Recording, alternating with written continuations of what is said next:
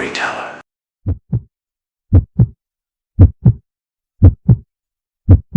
Sarah Williams was a promising medical student at King's College Hospital, London. She was known for her intelligence, diligence, and a bright future ahead of her.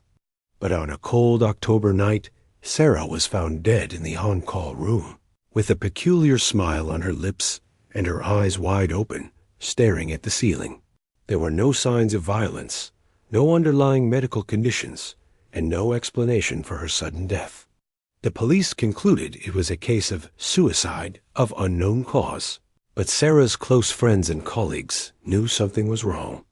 They said that in the days leading up to her death, Sarah had begun to exhibit strange behaviors, frequently mentioning whispers from the shadows and a stalking presence. I, a friend and colleague of Sarah's, witnessed that terrifying change, and I believe her death was no coincidence. A few days before Sarah passed away, I noticed she was increasingly pale and tired. She would often startle, stare into empty corners of the room, and whisper to herself. When I asked, Sarah said she heard whispers in her head, strange voices calling her name, and felt an invisible shadow constantly following her, especially when she was alone in the on-call room at night. I tried to reassure Sarah, advising her to rest and seek medical help, but she just shook her head, saying, "They won't let me." On that fateful night, Sarah and I were on duty together. Around 3 a.m., I went to check on patients in another ward. When I returned to the on-call room, I saw Sarah's door still ajar. I called her name, but there was no reply. A sudden chill swept over me. As I pushed the door open and stepped inside, the sight before me froze me in place.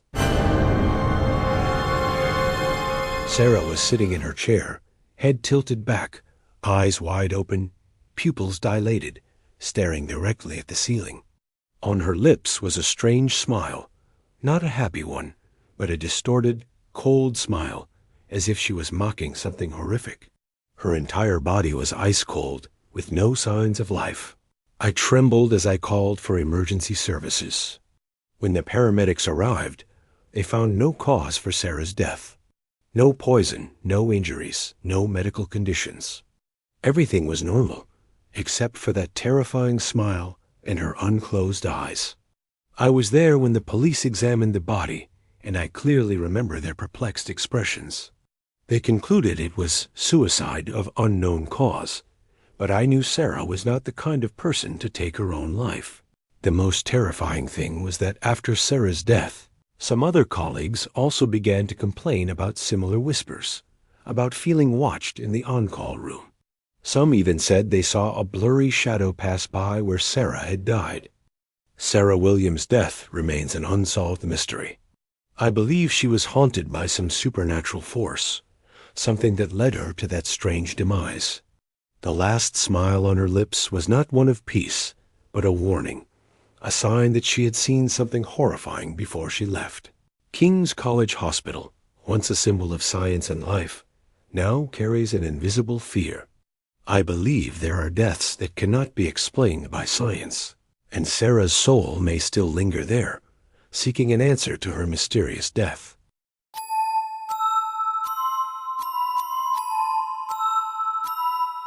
David Miller was a longtime caretaker at the Museum of Natural History in New York.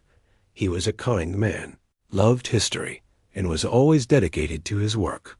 David often worked night shifts, patrolling the ancient artifact exhibits. He never believed in ghosts or rumors about cursed artifacts in the museum, until one night he found an old, dilapidated music box hidden in a forgotten display cabinet. The music box looked ordinary, but after David brought it back to his office, strange things began to happen, leading to a silent and deeply mysterious death. After David brought the old music box back to his office, he started hearing strange sounds at night.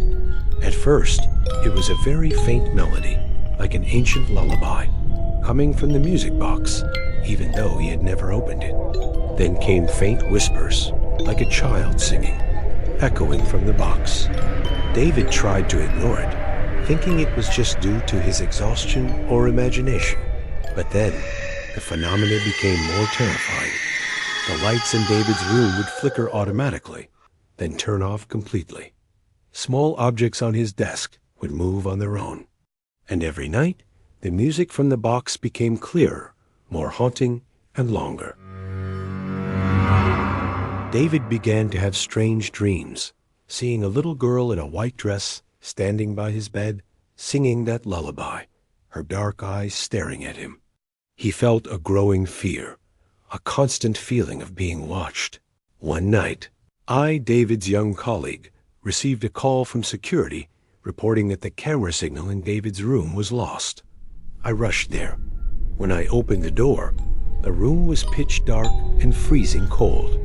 The old music box was open, and the eerie lullaby emanated from it. David was lying on the chair, his eyes wide open, staring at the music box.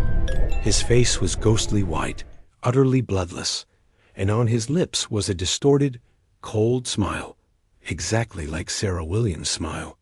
He was dead. There were no signs of violence or any physical cause for David's death. Doctors concluded he died of sudden cardiac arrest, but I knew that wasn't the truth. The music box was still open, and the haunting lullaby still echoed. When I tried to close the box, it suddenly slammed shut, startling me.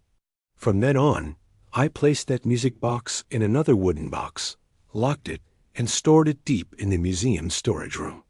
David Miller's death remains an unsolved mystery. I believe that music box was not just an old artifact, but it carried a curse, a trapped soul that sought to take David's life. The haunting lullaby and the strange smile on his lips will forever be a warning about ancient artifacts that can carry terrifying secrets.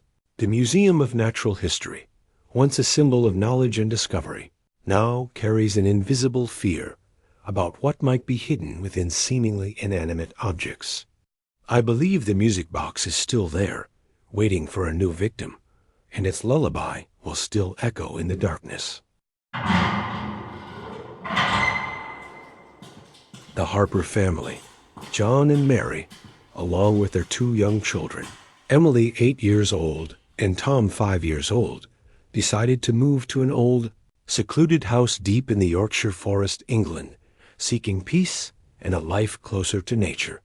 The house had been abandoned for years, and there were rumors of mysterious deaths of previous owners, of a dark shadow lurking in the woods. The Harpers, modern city dwellers, dismissed these as mere fairy tales to scare children. But just a few months after moving in, strange events began to unfold, ultimately leading to a series of tragic, unexplainable deaths. From the very first days after moving in, the Harper family felt something was wrong. Emily, the elder daughter, frequently talked about seeing a tall, dark shadow glide past her bedroom window at night. Little Tom insisted that an invisible friend always played with him in the woods. John and Mary initially thought it was just their children's imagination, but then the phenomena became more terrifying. Objects in the house would move on their own, windows would swing wide open in the middle of the night, and faint whispers, like the wind whistling through cracks, frequently echoed from empty rooms. John began to feel chronic fatigue, while Mary often had nightmares of a dark shadow pulling her underground. They gradually became irritable and distant from each other, and the atmosphere in the house was always tense and gloomy. One night, John woke up to Emily's blood-curdling scream. He rushed to his daughter's room, only to find Emily huddled on her bed, her eyes wide open, staring out the window, where a tall, dark shadow stood motionless, staring at her. When John turned on the light, the shadow disappeared, but Emily continued to tremble, repeating, "It wants us dead." A few weeks later, tragedy began. Little Tom, while playing in the forest, suddenly disappeared mysteriously. The family and neighbors searched everywhere, but there was no trace. A week later, Tom's body was found in a dry stream bed, but there were no signs of injury, only a look of extreme terror on the boy's face. Police concluded accidental drowning but the family knew Tom would never dare go near that stream alone. After Tom's death, Mary completely collapsed. She frequently hallucinated, seeing Tom and the dark shadow gliding through the house. One night, Mary was found dead in the living room, with a rope tied around her neck, but there were no signs she had hanged herself. Police again concluded suicide, but John knew Mary could never do such a thing. John, now left alone with Emily, went mad. He installed cameras throughout the house, trying to find evidence of the dark shadow. But all he recorded were distorted images, indistinct whispers, and fleeting shadows. Finally, one night, John was found dead in his bedroom, his eyes wide open, staring at the ceiling, and on his lips was a distorted, cold smile, exactly like the other mysterious deaths. Emily, the only surviving daughter, was taken to a psychiatric care center. She incessantly spoke of the darkness and the voices that took her family. The deaths of the Harper family remain one of the most mysterious and haunting cases in Yorkshire. I, a police investigator on that case, could not find any scientific explanation for this series of tragedies. I believe some dark force haunted that house and forest, and it sought to destroy each member of the Harper family. The house and the forest are still there, abandoned, and no one dares to approach. I believe that dark shadow still lurks, waiting for its next victims, and the mysterious deaths of the Harper family will forever be a warning about unseen dangers, hidden deep in the shadows of seemingly peaceful places.